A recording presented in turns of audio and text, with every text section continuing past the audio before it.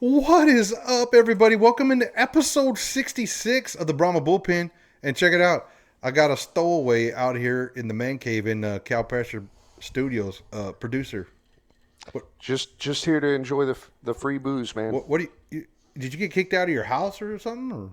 Or Not exactly, no? but I'm just over here You're getting just what I here? can drink. For those of you that don't know, maybe one day we'll show it. Just to my right, there's a fully stocked bar and then all kinds of video games and bumper pools and dartboards, and it's a cool little setup I got going here. But welcome into the Cow Pasture on behalf of United Football Media. This is the Brahma Bullpen.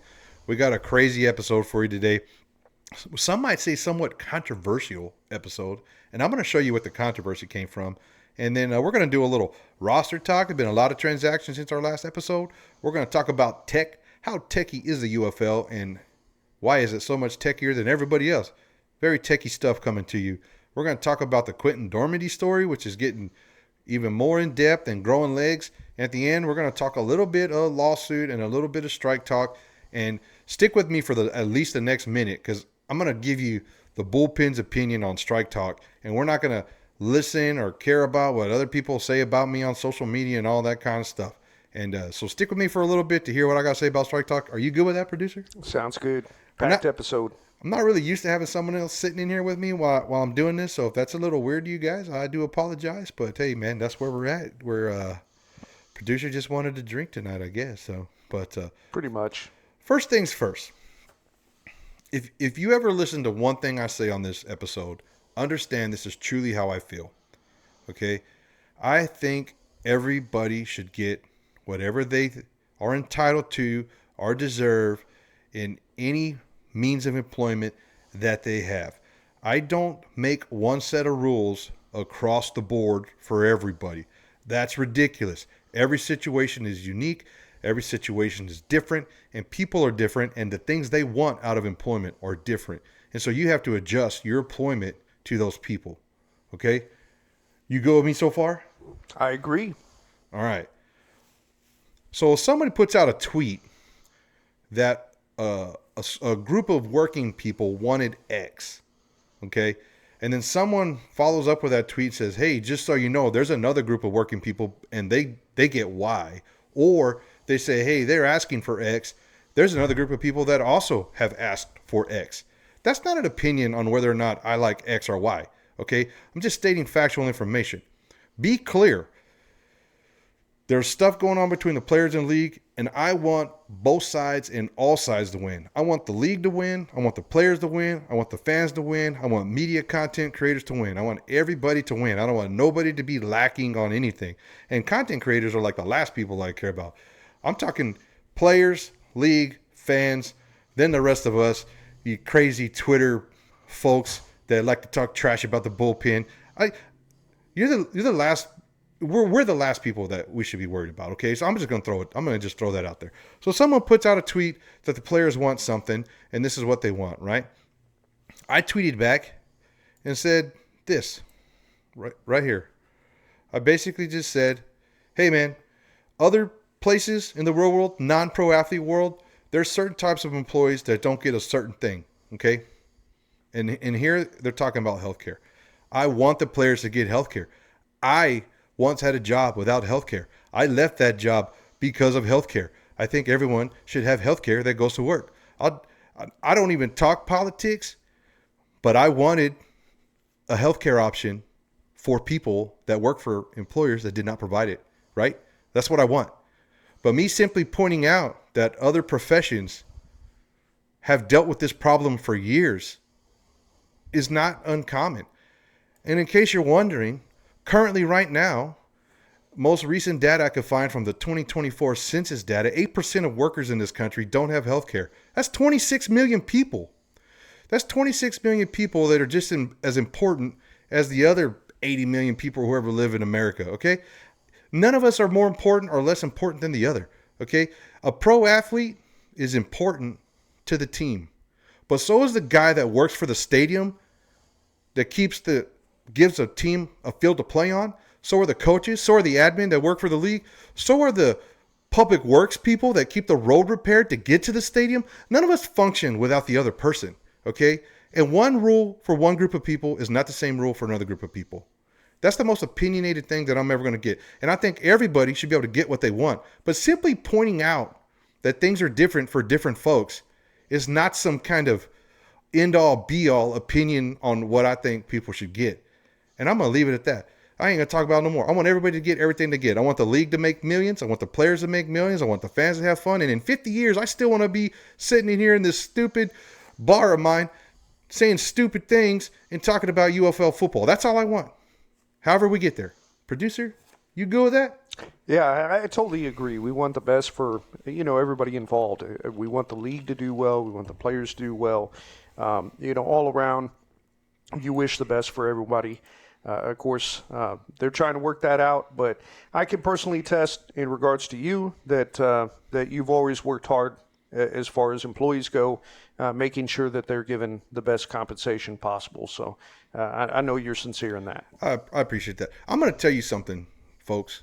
I've taken money out of my own paycheck and given it to those that I felt needed a bump or needed a raise. Y'all don't, that's just it. That's how I feel. That's how I work. I give everything I got to everybody that needs it. And anybody out there that knows me in real life, feel free to drop a comment and say I'm lying or not, whatever you want to do. But if you, there's an old country song producer that says, if you don't like me, it's because you don't know me, right? Or do I yoke them? If you don't like me, it's because you don't know me. So all you people out there in Twitter world can just kick rocks, man. Feel free to talk all the trash you want. I don't mind trash talk. Yeah. Just don't disparage me because you got a different opinion than me. That's ridiculous. Hey, man, trolls got a troll. That's what they do. Whatever. I ain't even going to call him a troll. Evidently, that's attacking people too. But hey, let's get into the Brahma news. This is the Brahma Bullpen. We're going to leave all that beside in the dirt. That's the most controversial 2 minutes or whatever it was ever in the history of Brahma Bullpen. We love the UFL. We love all the players. Doesn't matter what somebody tells you about me on the internet. Anyways, let's get it going, producer, and we're going to roll the graphic.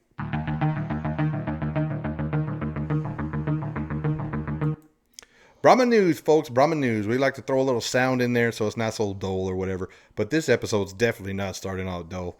But anyways, game theme. This is our first little bit of Brahma news here on the Brahma Bullpen. I'm sure everybody's seen this. The Brahmas are having themed games this year, which is awesome. They did it last year.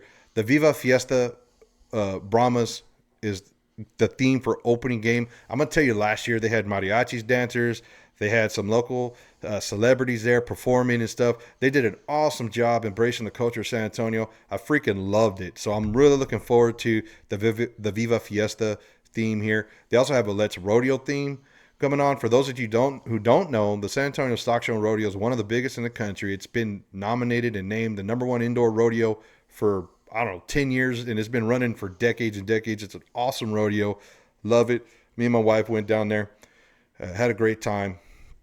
If you're ever in San Antonio, go to the rodeo. It's awesome.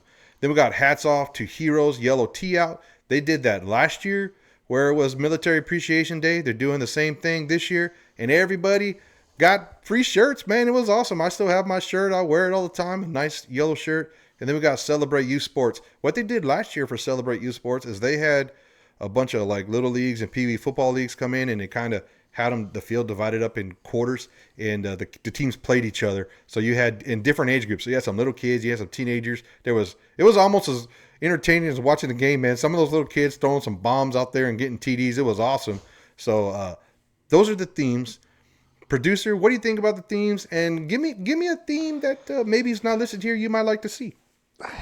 Well, I'll tell you, my favorite theme night is going to be Let's Rodeo. I really like that as far as a good opponent, DC coming in.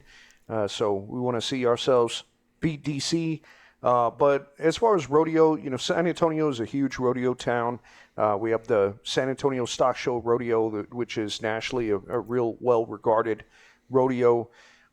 So I think it fits. Plus with the Brahmas, as a team name and logo. So I think that works really well. So I'd have to say that's my favorite. I also really like the yellow out. Anytime teams do these themes where they have white out or maroon out or whatever it may be, and the whole stadium supports that, it really changes the game environment, looks cool. So I think those are neat events when they do that color scheme throughout the throughout the stadium. Have everybody wear shirts. This So dude just wants a free shirt. He doesn't give a damn about any of that stuff. I like those. So as far as something different, that's hard to say. I don't know what they could do differently. I think maybe something in collaboration with a theme park in the area. I'm not going to name any names. A theme park in the area, you or think there's a trademark on Six Flags or what? I'm just something to support. SeaWorld? Maybe something Alamo themed. Who knows? That would be pretty cool. I'm gonna throw one at you. Okay. San Antonio Spurs theme. Just saying. Yeah. Let's embrace absolutely. it. Right? Let the two teams. I agree with that. All right, we're going to move on to more news. We talked about this in episode 65. Just so you guys know, the time of recording this is still 5 days away, so make sure you put it on your calendars. Saturday, March 22nd, down at the Pearl, 5 p.m. to 7 p.m. They're having a fan event. There's going to be coaches, general manager, and players there. They're going to be giving away swag. I'm going to be there. I got a little something to do in the morning. I should be nice and primed, if you know what I'm saying, by the time we get to this event, but I'm going to be there. Producer, you're going to commit right here? You're going to be there? I'm going to do my best to be there. I think I got two or three other things going on that day. To this but guy. If I'm able to be there, I'm going to be there. I'll tell you that. I'm going to do my best. Just say yes or no. Just say no. Yes or yes. I'm going to do my best to be there. All right. Getting into roster news. This is posted by United Football Media Communications. So first thing we see here, the Spurs. I got Spurs and Brady now. The Brahmas have released wide receiver Juwan Green and signed nose tackle Marquand McCall out of Kentucky. We got a couple of these to go through. And then this next one, as of Wednesday of last week, the San Antonio Brahmas signed Jalen Gill, wide receiver. So release wide receiver, sign wide receiver. We're going to go into number 3. The San Antonio Brahmas released Dalton Godfrey. So that's significant due to this next graphic I got here. Now it shows the San Antonio Brahmas have signed long snapper Cameron Lyons. So release one long snapper, grab another. I'm going to tell you what's kind of interesting about Cameron Lyons being signed here in just a minute. I'm not a long snapper guru, but there's some people that we would consider special teams long snapper gurus. Real quick, these are all the James Larson tweets. We just popped them all up in here. The reason I did that is because one tweet, Isaiah Gatherings, a wide receiver / tight end hybrid, was signed by the Brahmas. So we updated the roster based upon that. Here's the Larson in the newsroom confirming all the rest of the signings. Feel free to look at all those. Fox Sports also confirmed a lot of these signings. All of them are kind of on their deal. But it's kind of cool because there's this long snapper nerd out there. We're all like football nerds and like to talk spring ball. But here's a pro snapper tracker, actually a X account, pro snapper tracker. And they put together a list of their top snappers in the UFL. So they list Cam Lyons as the number 1 snapper. So we just picked someone up off waivers and automatic straight to the top, man. What do you think about that? Man, I don't know. We look at those roster moves. Don't know too much about each individual one, but I completely trust the Brahmas coaching staff and know that when they make moves, when they drop players, pick players up, that they're doing what is best for the on-the-field product, and it shows through in this list right here. We definitely improved. Yeah. Brad Wing talked about the long snapper in the Destroying podcast that he's on every now and then, and he said he didn't know much about the long snapper and all that, but having a good special teams unit is important. Now, if you find this account on X and you look through the comments, everybody who supports a team disagrees with this list and thinks their long snapper should be number 1. So in case you're wondering, I didn't make this list, so I'm just going to agree with it, right? You good with that? I agree with it. Number 1, baby. Let's go. Already starting championship run. Here we go. And with that being said, we're going to just pop up the roster graphic here. This is interesting. There's 64 players on the roster now. We still haven't fully got confirmation on Alize Mack and Richard Lawrence. I'm pretty sure they're on the roster according to Fox. I just haven't seen any UFL communications or anything like that confirming it. That's why I got them highlighted in red. We got the new long snapper, Cameron Lyons, down there. One thing to point out, it's just one long snapper. So pretty much they signed him knowing he's going to be the starter. But why this is significant, 64 players on the roster, we're getting close, folks. Recording this, today is the 17th. by the 21st, the most brutal day in spring football happens. So we got, what is that, producer? Do some nerd math. That's 4 days away. Yep. 4 days from the time of recording this, the teams have to go from 66, which is the camp roster. Some teams have 66 now, like we just showed you. The Brahmas do not, but they do have to drop down to 50 players. When they drop down to 50 players, we'll start talking about position and depth chart and all that stuff. It's really hard to do now with the camp roster. You really don't know who's going to show out in camp. We do know who QB1 is going to be, and we do know that McFarland and all the guys from last year's the studs, they're going to be starting in their positions. You know, I'll go out on a limb and say Jontre Kirkland is going to be starting wide receiver for the Brahmas. But anyway, so by the time we do our next episode, unfortunately, cut day will be here, and the Brahmas will have a 50-man roster. You good with that? Yeah, you know, I feel for those guys getting cut. It's unfortunate. The roster can only be so big, but you know, we've got so much talent on the team, so many great players. You know, we're going to have a really great roster. I think so. Well, let's get into some other UFL news, man. We kind of alluded to this at the beginning of the episode. The FAST program. So there's a lot going on with this FAST program, but basically the UFL's launching new technology and inventive and innovative technology that you really don't see in a lot of other places, or if you do, maybe they don't talk about it as much. But this one's pretty cool because one of the things they're going to do, they have the players wear like a little vest in each game, in 2 games for the weekend. So you're going to get data from each game. Those vests are going to have body cameras. You're going to get players' view of the action, and it's going to be integrated into the Fox and ESPN broadcast. So I don't know, but it would be kind of cool to see like a really good linebacker like Devontae Beckett or Jordan Williams put some running back from DC, Abram Smith, in his place or something like that, and see the hit. Maybe it'll give the people watching on TV like a closer view of the impact. What do you think? I think it's a pretty neat idea. I agree. Some of the plays that we remember from perhaps last year, you know, just amazing plays that we enjoyed seeing, but we saw it from a you know, maybe the TV viewpoint. Can we imagine if we had a body cam when those plays were going on? So you're going to get some really amazing shots, provided whoever is wearing them, you know, gets in some type of amazing play. So I'm looking forward to see how it works out, what we get out of it. I think it's going to be neat. Yeah. Other thing that they're doing, there is a partnership now with Skill Corner. They're going to provide data tracking for the games. You know, everybody in their, you know, outside football lives are pretty much dealing with data on a daily basis, you know, and now we're going to start seeing this collected data. 22 different cameras around the field going to be collecting this data. They're going to give all on these players. They're going to track it. And then they even said, I'll pull up the next slide here, they're going to make this data usable in like PFF formats and other formats. So that's going to be awesome. You can see a clip there from Skill Corner. Their mission is to provide trusted, automated sports data on a global scale. And look at this. It says to help teams make better decisions in recruitment, development, and strategy.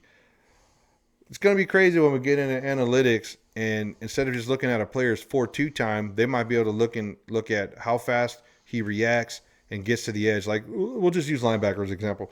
A linebacker might run a 4.5. Another linebacker might run a 4.8. Very small margin.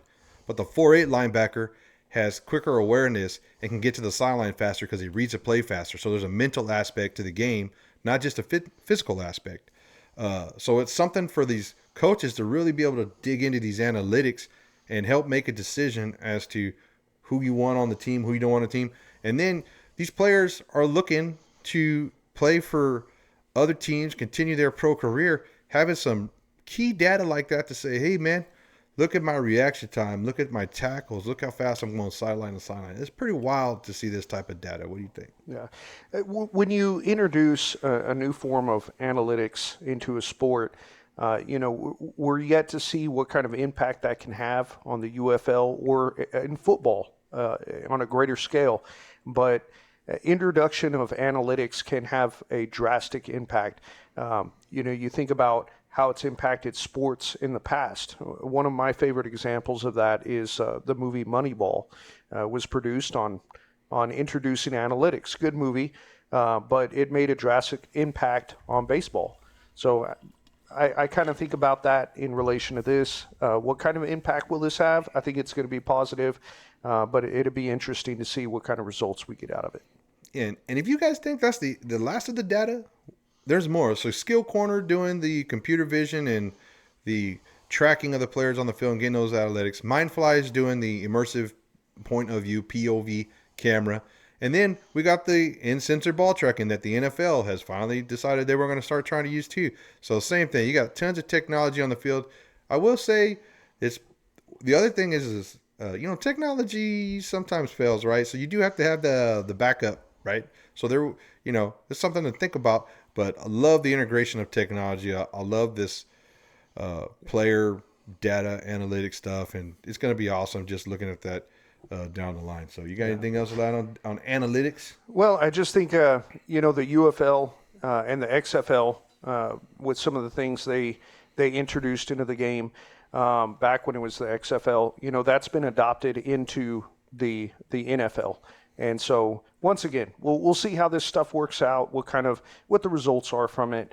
But I'd like to think that we're going to see some of this stuff in the near future being used in the NFL as well. Yeah, for sure, for sure. We're going to get into these crazy off-season stories. The last 3 weeks, you can't go anytime on social media or looking at news releases without getting any type of this strike and players versus the league versus the players thing. You already know my stance on it. If you're still at this video, you know what I said at the beginning. I want everybody to win. But so right now we're going to just cover the story. But this Kevin Seifert guy, man, I don't know how many posts he's done over his career on the UFL and players and all that stuff, but the dude is all up in it now. So this Quentin Dormady story, Quentin Dormady's from Bernie, Texas. He's just up the road from where we're at here. Played for the Brahmas last year, and then he's in Memphis. And the story goes, if you haven't known it, is he feels like he was cut from the team, not because of his performance in training camp, but because of maybe his ties to the union, ties to organizing or something like that. I'm not real sure. I don't care. These are Dormady's quotes based upon Kevin Seifert's reporting.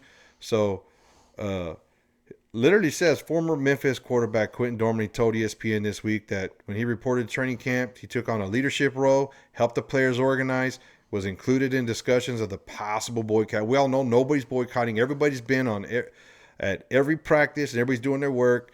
The league's going to start. So, but it's also these players trying to get a better situation, right? Then he was let go in a face-to-face meeting, and they told him the decision was based on his performance in practice. He doesn't feel like that's true. He says they traded for me. He came in to compete to be a starter. He got five practices in. He thought he was good to go to be on the team. But then again, he wasn't he was let go. So there's a little bit of he said type deal, and I don't know what happened. All I know is you're getting two different stories, and all we hope for, if you're still here, is for both sides to win and the league to be successful. Then we'll get on to this next page of Dormady, and then I'll be sure to let producer have his talk. Y'all remember Dormady from back in 2023? We were watching the XFL back in 2023 when he gave one of his homeboys the Brahmas playbook. It was basically, proved to be true that he let him look at it. He was fine and everything like that. But the last quote here, and then I'm going to get producer's thought on this. Dormady said, "They keep messing with the wrong guy. I am not backing down. This goes beyond playing football at this point. He wants the league. It's always been about doing what's right. And he's not trying to sink anyone in the league, but understand that what the league has done for the players." See, that's the thing. Also understanding that the league is doing something for the players. It's pretty instrumental, right? But at the same time, they continue to show that they're not about the players. That's a Dormady quote, not a me quote. That's a Dormady quote. And whether or not they're doing stuff for the players or not is between the players and league, and we'll report it to you as it comes. But what do you think about this crazy Dormady story? Well, I agree with you. There's two sides to every story, and we're kind of we get his viewpoint a little bit, we get the other viewpoint a little bit, but it's hard to know. It's hard to know what was said in that meeting and exactly how things went, the exact reasons. When I look at Dormady as a player, having him here as a Brahma player, we had some really great moments. We had some bad moments. You get a mix of that. But all I can say is, Mr. Dormady, obviously you want a voice in regards to how you feel about it. Hey, I extend an invitation to you that anytime you ever want to talk about it, you're always welcome to discuss it here on the Bullpen. We'd love to invite you and hear your viewpoint on things. But, we'd love to see what he would have to say on that. But as far as how things are going, we wish the best for him, his family, and, of course, the UFL on this situation. Yeah. Yeah. Who better to talk to about football, one Texas guy to another Texas guy, right? I don't know. But what has this all led to? What has this all led to? Now, there's those filthy people that get involved when filthy things are going on, whether it's football, car wrecks, personal injury, we're mad at each other type deal. It doesn't matter. Crazy things happen. We get lawyers involved. Sorry about the phone there, folks. For some reason, my phone is Bluetooth to a speaker that I didn't know was Bluetooth to. It is silenced, but apologize Crazy for that. things happen, like phone going off in the middle of the episode. Yeah, man, it Crap happens. It happens, man. Hold on. I'm going to try to turn this thing off because I feel like whoever just called me is going to call me right back. That'd probably be a good idea. Feel free to talk, producer. Oh, man. Well, UFL owners accused of breaking law in ongoing collective bargaining discussions. Oh, that's a hot topic there. All right, sorry about that, folks. This, we do this live. It is what it is. But the Players Association are now suing the league, and I'm just going to read these bullet points. I'm not going to comment on the bullet points. I just, everybody, this is what's going on. They're saying that the league did things illegal. One, for threatening to cut a player because of their participation in a protected union activity, which is being part of the union, right? They threatened to cut a player in response to his participation in that activity, listing Normandy specifically in the second bullet point. Creating new rules for players to discourage players from being part of the union. Understand that's a union item, and whether it's right or wrong, you can see that they're fighting for what they feel is right. They listed again, creating rules regarding player discipline, meaning they told Normandy, or whoever, I don't even know what they said. Hey, if you don't show up for this thing, you're going to get fired, right? Denying union access to facilities. I'm not sure what's in the legal documents. Does the union have access to walk into your room or my room or your office or my office? I don't know what the union has right to, but this are the accusations that are being made. Threatening to remove union representative. That probably was a union representative at a UFL facility saying, let me in. And UFL said, if you don't leave, we're going to make you leave. Boom, lawsuit. Surveillance of players. Are they looking at players' social media accounts? What are they surveilling? Creating impressions of surveillance. Threatening to discipline players. Failing to and refusing to provide information that's requested. I believe every one of those things happened. Don't get me wrong. What do you think? I think that as you look at this list, some of these are kind of open-ended and can be looked at in both a positive and negative way in whatever manner they were done. As far as looking at social media accounts, I know at where I work, where I'm employed, I am responsible. If I post something on social media and it's inappropriate, I can be held accountable for that. Sure. And so I don't think that that's very unusual. So it just depends. Of course, everybody has to formulate their own opinion on how they feel or how they interpret what's being described here. But I would say that for the most part, a lot of these things are probably things that are fairly normal. Yeah. I don't know what to think about it, but here's Kevin Seifert again. So he got a statement from a player. He got a statement from the league. From the union. Now he got a statement from the league. And what does it say? Just like what every lawyer tells you to say. No comment on active legal proceedings. We are not going to comment on what's going on in this collective bargaining agreement. hopefully they get this stuff all figured out, and it in the long term has no impact on the league, and everybody wins and they get what they want. And that's all I'm going to say about that stuff. This is just news we're bringing to you just in case you missed it. Of course, this impacts the Brahmas because a lot of the players, and maybe all of the players, I don't know, but definitely there's players on the Brahmas team that are part of the union and that feel like the union's fighting for them. Maybe there's some on the team that don't feel that way. Who knows? But for sure, there's some on there, so it's definitely a topic that we'll be keeping an eye on here in the bullpen from the cow pasture. With that being said, we're going to get into a little lighter topic to kind of finish the episode. Talk for a little bit about. Producer came up with this idea about talking about what is the best game to go to between a UFL game and an NFL game. I threw college football in here. These are the games that I go to. Right, I go to Cowboys games, I go to Aggies games, and I go to Brahmas games. I don't miss Aggies games. Season ticket holder. We talked about it many times. Season ticket over the Brahmas. Go to all the Brahma games. I try to make at least one Cowboys game a year. It's a little harder to get there, but I go to the games. And so when producer said, let's talk about what game is the best to attend, I said, shoot, let's talk about it. So producer, take it away. Well, I just want to make an argument about for those fans that perhaps are on the fence, as far as attending football games. Many people may look at it as, look, I want an NFL team in my city. That's all I want.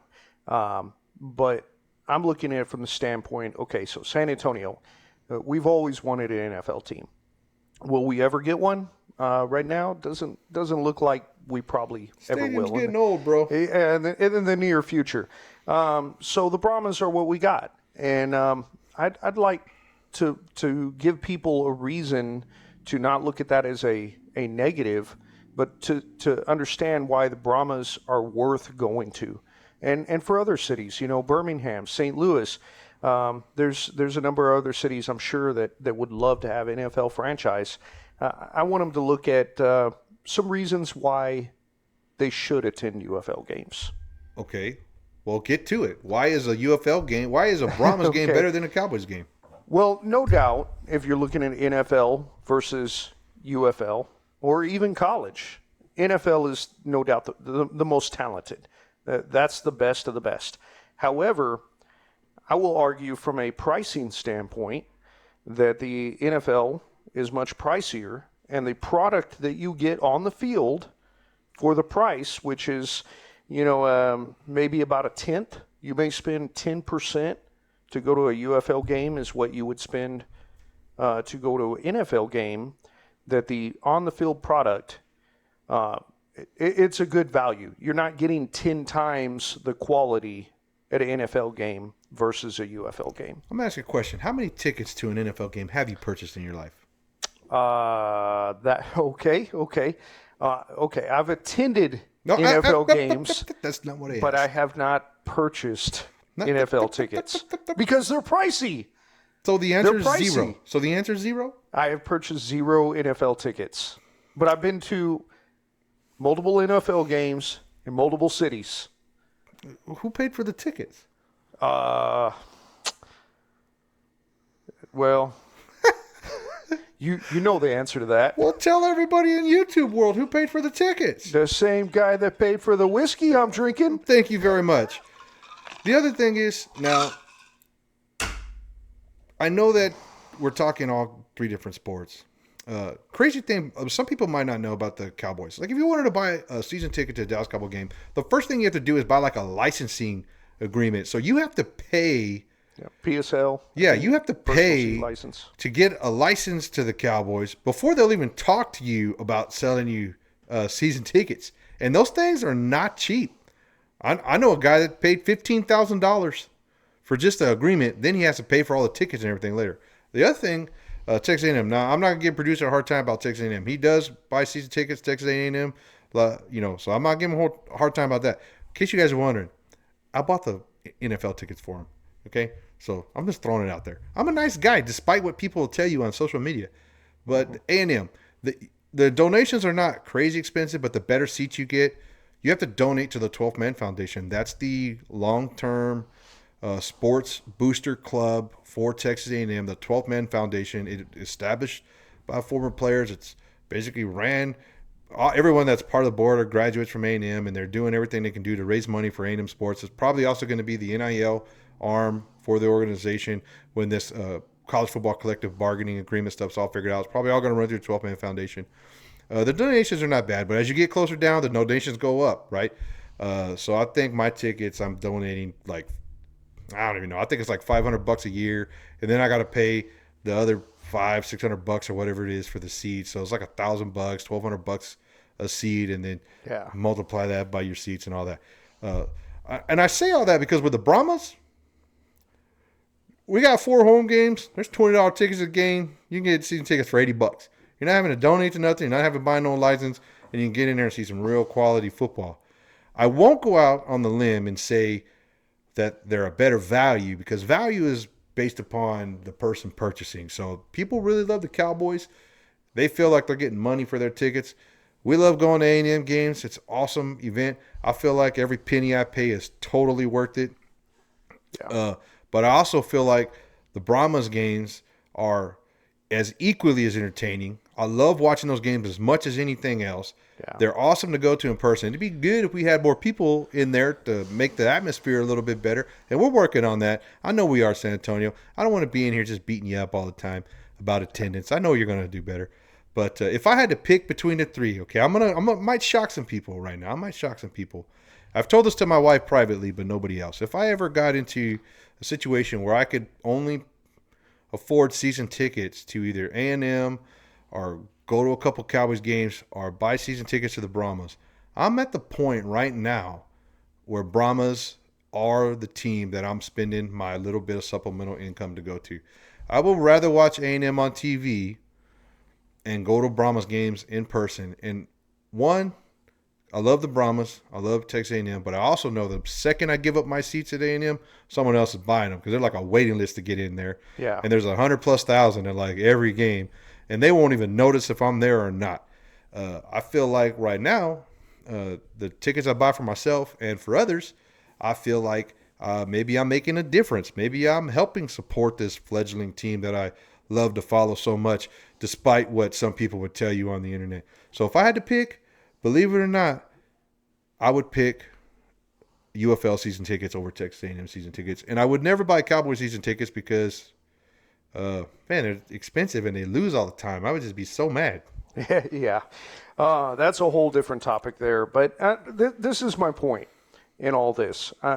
I love the Cowboys. I want them to do better, but I love the Cowboys. Not enough to buy tickets. But I've been to a Cowboys game. I've been to Cowboys games, and the NFL is a product that, to me at least, I enjoy better on TV. The game day environment, being there in the stadium, the price that you pay to get there, I don't consider that worth it. That's just my opinion. You can pick up a 6-pack of beer, pizza, sit on your couch, and probably have a better time than you can spending all the money involved going to that game. So to go to a Brahmas game, spend a fraction of the price. I'm speaking to all you fans that are just waiting and hoping an NFL team comes here. Enjoy the Brahmas. You're going to get a great product, a great football game for a fraction of the price. It's a great deal, in my opinion. Now, as far as college football goes, depending on the college you go to, the Aggies, to me at least, that's like a football drug. It's amazing environment. It's an amazing environment. I love going to the games. That's an environment that is you can't replicate that. You can't replace it. So pick one. Pick one. Pick one. Brahmas season tickets or A&M season tickets? Oh man! Right now, just do it. Hurry up. I'd have to go Brahmas. But hold on, wait. I'm gonna fact check everybody so you know. Producer bought season tickets to A&M this year, but has not bought season tickets to the Brahmas. So call him out. He's telling you to do it. I'm still going to all the games. I'm doing it game by game. But what I'm trying to say is that I really do believe the Brahmas can have that same environment. What you get in College Station, I think we can get something similar to that in the Alamo Dome. Yeah. But I encourage you, the fan, you got to be there. You got to support the game. You got to get loud on defense. On defense, you got to get loud, and that's what makes that game magical. That's what makes it enjoyable. That's what the players feed off of, and that's what gives it that environment that you can only get there. So we gotta get there. We gotta get there, and I encourage you, if you have not, give it a shot. Show up, buy tickets, support the Brahmas, be there this year, and let's have a better environment there at the Alamo Dome. Can't end it anywhere better. Let's get out of here like we always do with a nice Yeah. horns forward. Let's go Brahmas, baby.